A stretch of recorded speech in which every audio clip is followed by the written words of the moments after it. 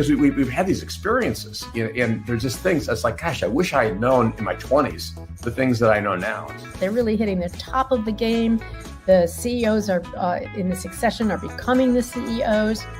This is the adult reality of making hard choices. And some of that is you learn by trying. Like there's just no other way to do it. And you just keep moving. You just keep moving. Yeah. You do your best, but once you know better, you do better. Instead of looking at things that were worse, things that were better, it was like I was blown away at my staff. I'm like, I thought they couldn't do anything without me there.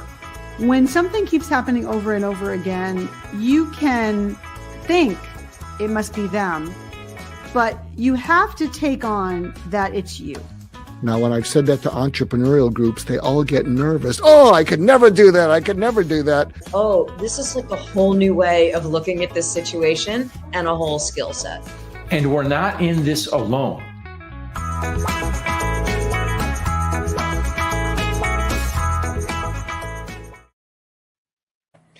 No, we are not in this alone, because you have Paul Ingram and I today here on Bestseller Live. And, it is good to be back on this week. Unfortunately, I am having to do this alone. Cynthia is doing a graduation today with her little one. So Paul and I are going to hold down the fort here. Paul Ingram is a Kravis Professor of Business at Columbia Business School. He's an award-winning teacher, researcher, and expert on leadership, values, and organizational culture. His book, What Do You Really Stand For? The One Question That Will Transform Your Work and Life, is what we are here to talk about here on Bestseller Live. Paul, welcome to the show. Thank you, Rhett. Great to be with you. Yeah, this is as an executive coach, I love this question, right? And it's sort of it's a hard question in a lot of ways, right? The title, it's a deceptively simple question. What do you stand for? But why is that question so difficult for most people to answer so clearly?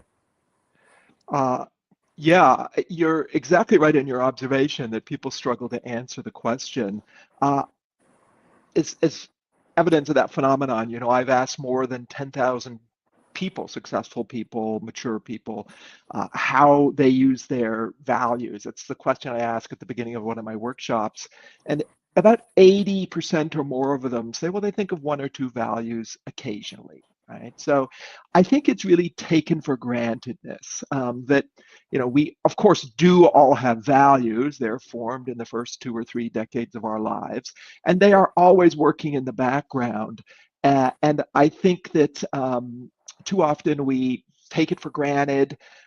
We assume they're there doing their job, and we don't go the extra length to really make them salient, which actually makes them much more powerful. Yeah, that makes a lot of sense to me. You argue, I'll come back to that question. So what was the inspiration? What made you write this book now? It seems to me it's very relevant and as we go through this sort of seminal moment, which, that we're in with technology and all the change and the things in politics, society, business. We're in this sort of really interesting moment, and it seems like a relevant question to me right now. Why write the book now? I'm with you on the timeliness. I think some of that is fortune on my part. That I've been working in the space for 2 decades, right. And I wrote the book now because it was a few years overdue. I probably should have done it earlier, given the accumulation of my efforts. But I'm with you about how timely it is now. Certainly, in the world of AI, we're all thinking about what makes us distinct, which has to be our humanity, and our values, which are the source of our judgment, I think are about as concrete a human thing that we can hang onto in this world. And I'll also say, not only at the level of individuals, but also organizations, right? So not simply this year, but in the last few years, I think that there's been a real shift to an appreciation of broadly what we call organizational culture as the difference maker, right? So it's now the case that the most likely input, if you ask executives what drives the financial performance of their organization, their most common answer now is culture, right? Second is strategy. And I just think that this has been a growing awareness. Cultures are built on values, so the two things are connected. And now, in my field, I'm an organizational theorist. It was never a hard sell to pitch the leaders that culture, is something they should give attention to. But now it's sort of the top thing on their mind. And this is accumulation of experience. This is that we've gotten some better ways of getting at culture so we can be more concrete in terms of the evidence of its impact and also Right. give leaders more concrete guidance. But I think we're sort of in the era of organizational culture. Yeah, and I talk a lot about in my work about how if doubling down on that right now is actually going to be a competitive advantage, right? I mean, I think the companies that understand the stress that people are under. I was just talking to a CHRO the other day, and he was telling me how stressed everybody is about this, right? And how it's even, I mean, it's translating into stress at work between people sitting next to each other or people on teams, not being able to talk to each other. It's heightened is from what he's been doing this for 25 years. So he's seen a lot. But let me ask you this. You argue that values are not just moral ideas, but a source of real advantage. And I think I just kind of hinted at that. What are people missing when they treat values as something soft or secondary? Yeah, I love that question because it's sort of the spirit that I entered this area. I kind of came across, I started work in the space of values, not at the very beginning of my career, but when I saw that leaders, when they became conscious of their values, got really excited. And I was curious, why? What do they think is going on here? And I was completely open to the possibility that maybe they like it, maybe it feels good, but perhaps it doesn't allow them to really do concrete things better. So I entered the field, I think, as anybody should in science, with skepticism. Did my own research, learned about the research of others, and now I can say, with the best causal evidence that we have, literally hundreds of experiments of different forms, that if you are clear on your values, there is a big set of concrete, meaningful things that you do better. You are more ethical. You mentioned stress. Stress decreases. Cortisol decreases when you think about your values.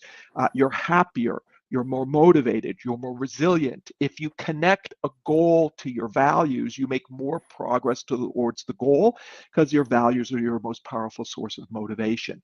You feel more authentic. Others perceive you as more authentic, and they trust you. Right? So values are not a kind of soft thing at all. I'm ultimately interested in performance of individuals and organizations, and I've gotten more and more invested in this tool of consciousness and access to your values because it really allows you to do concrete things better. If I was to sum it up, I think really your values are what matter to you. They're your principles of evaluation. And if you're clear about them, you're activating your best self. How do you, because I do a lot of this work, and I'm curious from your perspective, one of the things I ask people to do in our work is understand their personal values before we even talk about the team values or the organizational values. Yeah, with you. How do you know?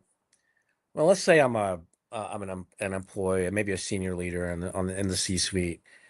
How do I compare my personal values and my organizational values to see if they align?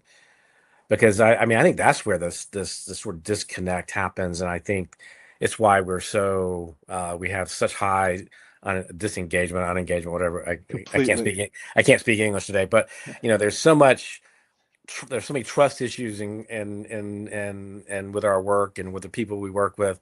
How do we sync those? How do we know if those are in alignment? Yeah, that I'm completely with you that if they're misaligned, engagement goes down, performance goes down. Of course, people are much more likely to leave jobs like that. So it's really important, not just important to the employee, but also to the organization, because if they Right. do have alignment, people perform better. They collaborate, they contribute, they share information. Mhm. So it's really key.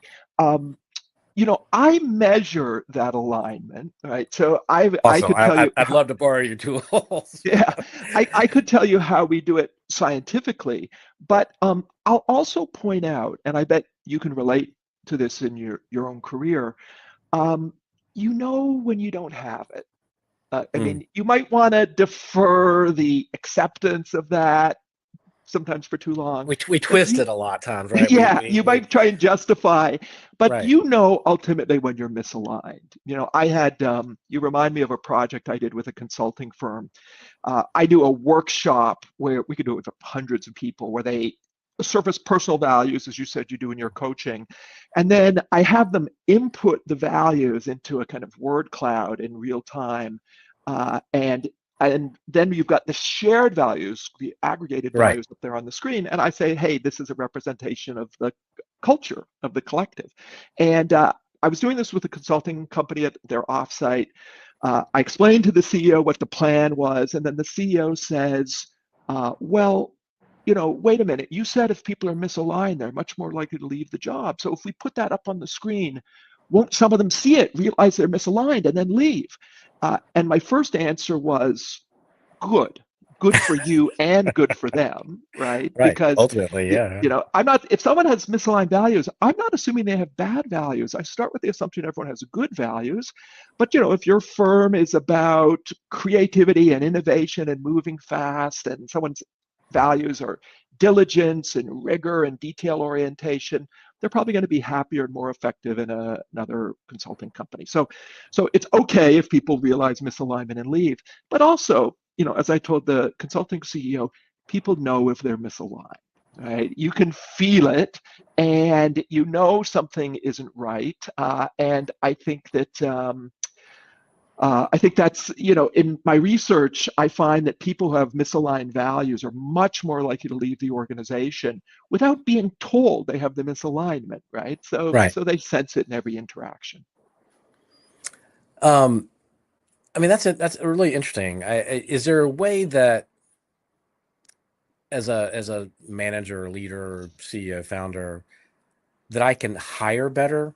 I mean, how do I do that so that I get it right more often than not? Yeah, absolutely. So the first step is, I said that we're in the era of culture.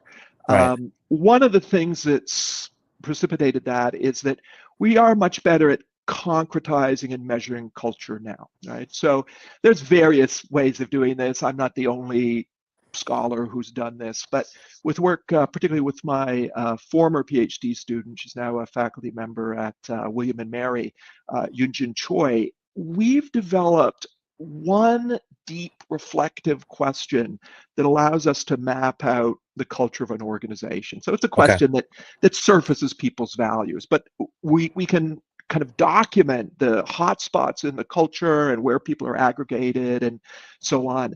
And from that, we can predict performance, turnover, creativity at the level of the individual by locating them within what we call a culture map. So your question was hiring. So individuals who are more aligned with the popular values in the organization perform better.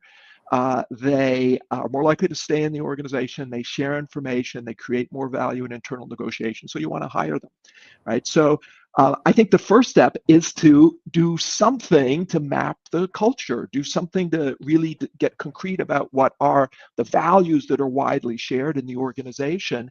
And then you can work them into recruiting, right? First of all, you can use them for positive selection, right? If you're really upfront about the values that your organization represents, and if it's authentic and, people on Glassdoor are saying, yes, these really are their values, then some of the wrong people are going to say, hey, it's just not the organization for me, and more the right people are going to seek you out, right? So if you can go out to the world with authentic values, that already means you're probably going to have more of the right people in your interview pool.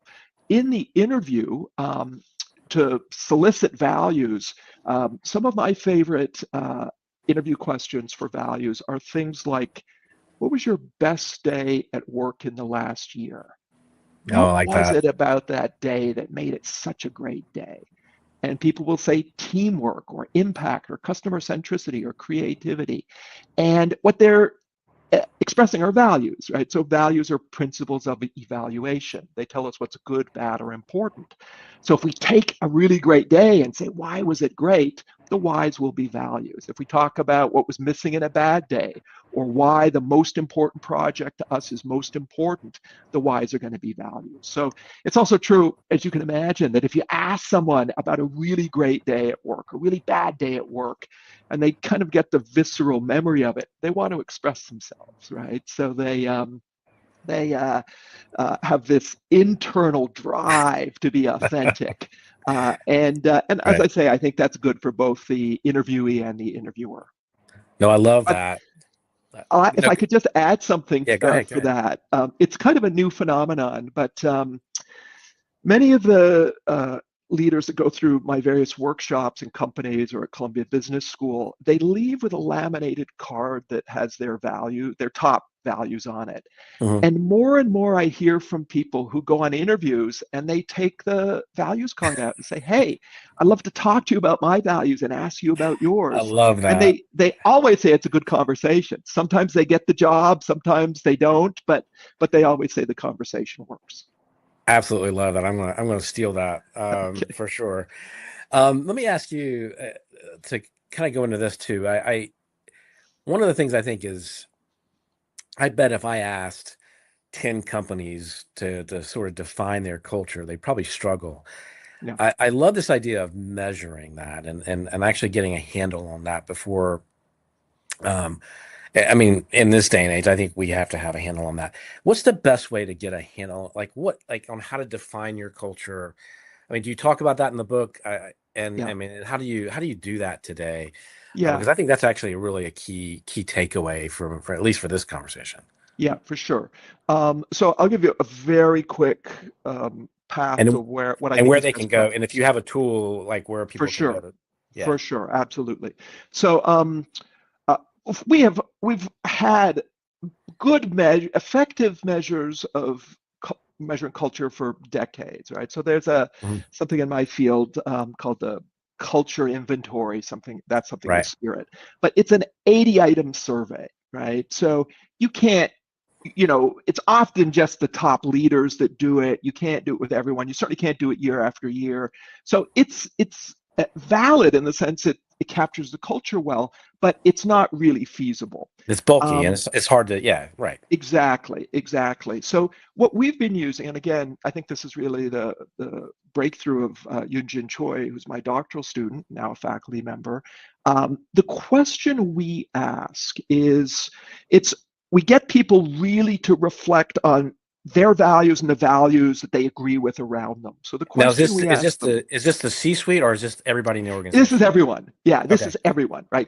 And you can look at what the C-suite says and what everyone else says, and sometimes one might be more predictive than the other, but everybody's part of the culture. So yeah, we would ask this to everyone. But the question we ask is, think of somebody who in the organization who you value and you think others value as well. We're not going to ask you who, but think about that person.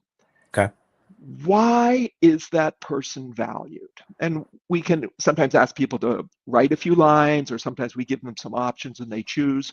But the whys are expressions of values, and they're values that the respondent treasures and that they think are shared, right? So we're getting at the idea that the individual is an input to culture, but also there's some kind of agreement and consensus that produces a strong culture.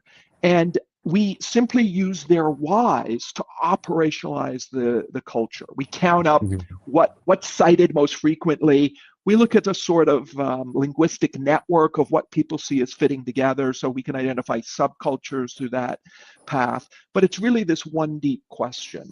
It turns out in this era, that kind of data is it's easy to analyze, the book has a chapter on some of how we measure culture and some of the things we've learned by doing that. By people's answer to that question, we can predict creativity, we can predict their performance ratings, we can predict their turnover, we can predict their engagement, as you said at the beginning of the session. So that's what we've come to. It gets externally valid results. We can predict really important things, and we can do it with one question. Now, if we ask 80 questions, we'd probably be even more precise, but there's a trade-off between efficiency and power. Sure. And you're going to keep that question secret because it's in the book, I'm sure. Yes, that's right. Okay, fair enough. Let me ask you this, and then let me change gears a little bit. I know a lot of business leaders right now are struggling on the conversations they should be having with their teams in this sort of time of change, in this time of political turmoil and all the things going on. How do we build trust? And what conversations should we be having? And I don't know, this is probably outside the scope of the book a little bit, but it does go to culture. What should we be talking about with our people? Because I think we're scared to have a lot of conversations. We're scared to have these conversations right now because we don't know the answers to a lot of the questions. How do we do that? I could say something perhaps about the what, but I think perhaps my most valuable insight might be in the space of the how to have those conversations. Right? Even better, right? Because that's the how is. Yeah. We know what the what is, I think. Yeah. We actually did an experiment where we had leaders write a speech that they were going to deliver to their teams, and in the experiment, experimental condition, we reminded some of them of their values, and we said, hey, keep these in mind when you write your speech. You don't have to talk about your values, that's up to you, but have them in mind. And the others did another mental exercise unrelated to values. And then we had the speeches recorded and analyzed by peers, other executive leaders, and by communications experts. And the individuals that were primed with their own values were viewed as more trustworthy. They were also viewed as more authentic, right? Now, authenticity has been called the gold standard of leadership. We all want to be authentic. We want to follow someone who's authentic. But, if I was to say, Rhett, come on, be authentic. What do you do differently? How do you be authentic? Right. Well, if you think of your values, if they're in mind, you feel authentic and others perceive it and they like it. And what's behind that? So what this means is that if you have conversations where you are grounded in your values, where you can communicate your values, that's what generates others' trust. And I'll say something about the why. I think there's really two aspects. One is, and this might be a little bit surprising, but when I think about when I'll teach, next week my MBA class about leadership, I talk about personal leadership, leading yourself, interpersonal leadership, interacting effectively with others, and then organizational leadership, leading the whole organization. And thinking about your values is in the space of personal leadership, right? It helps you self-regulate and make you self-aware and so on.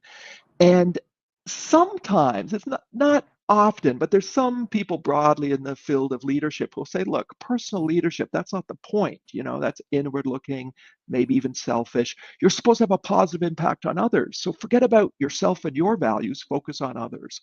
Well, I can see you're shaking your head, so you're with me.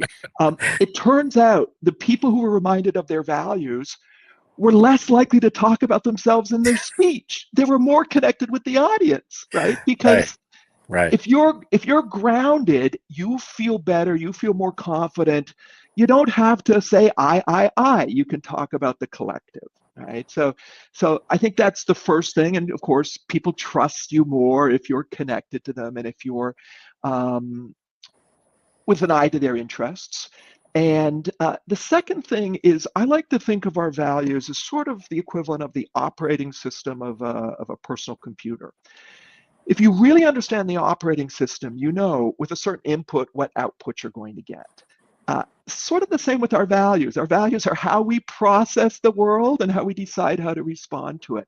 So if others have a clearer idea of our values, they understand with a certain input what output to expect from us. That makes us much more reliable, right? And therefore trustworthy. And as you know, there is few things more unsettling in life than being subordinate to somebody you don't trust, right? Oh, And yeah. if you can see through to what drives them, what they react to, if you do A, you know what to expect. It's just such a relief and allows you really to be much more free of mind to focus on your own work. Is conflict a, I don't know how to ask that, but is conflict a symptom of values misalignment?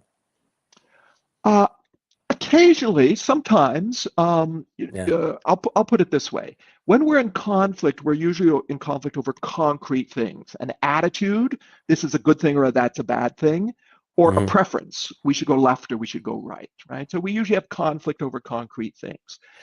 Attitudes and preferences are a function of mostly values, which is what we want, and beliefs, how we think we can get it.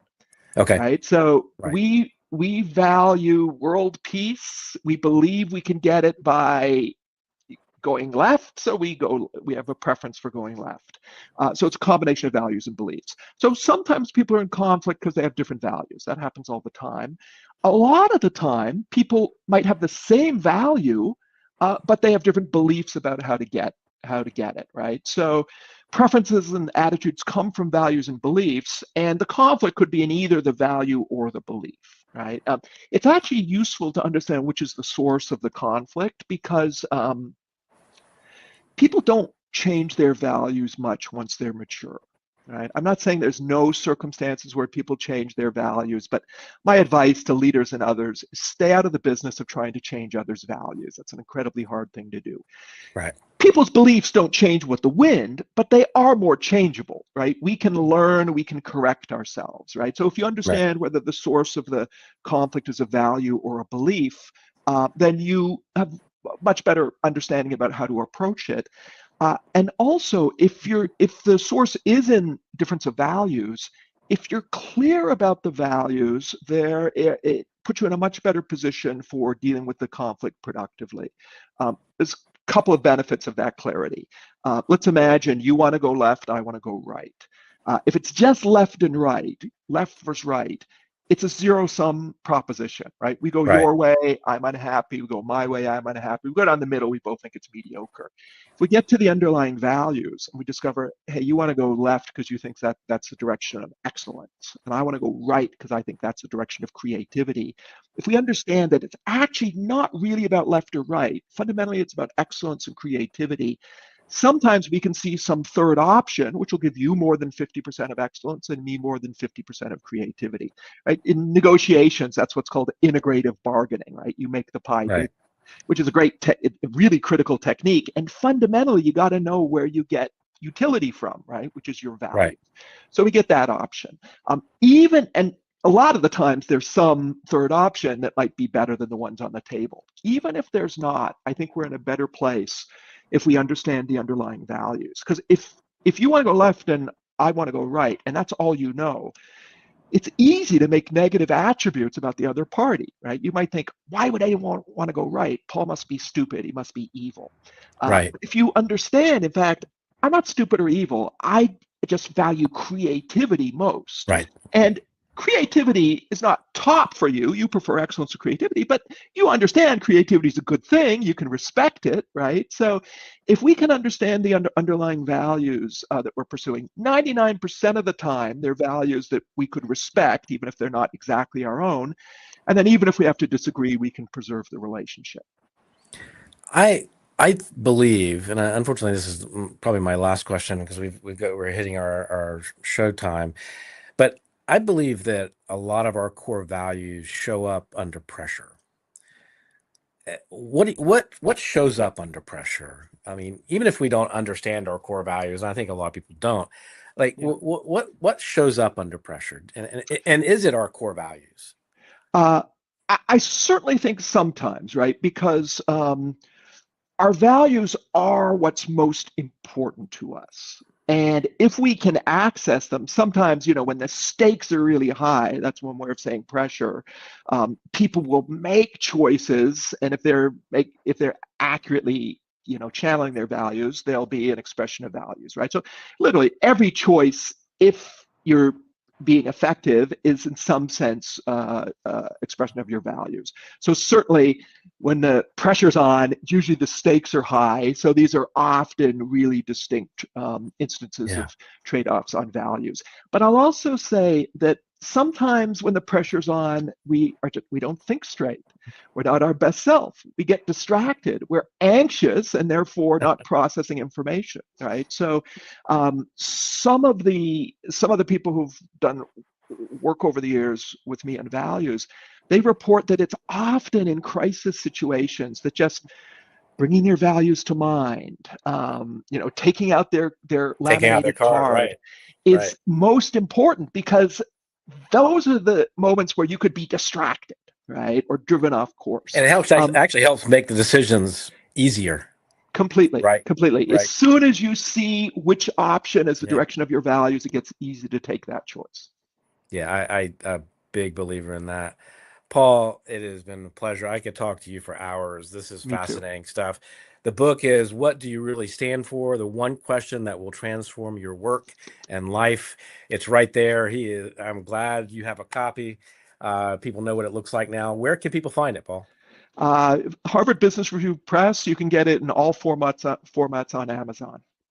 Fantastic. And do you also do workshops and speaking and other Sure. people can get in touch with?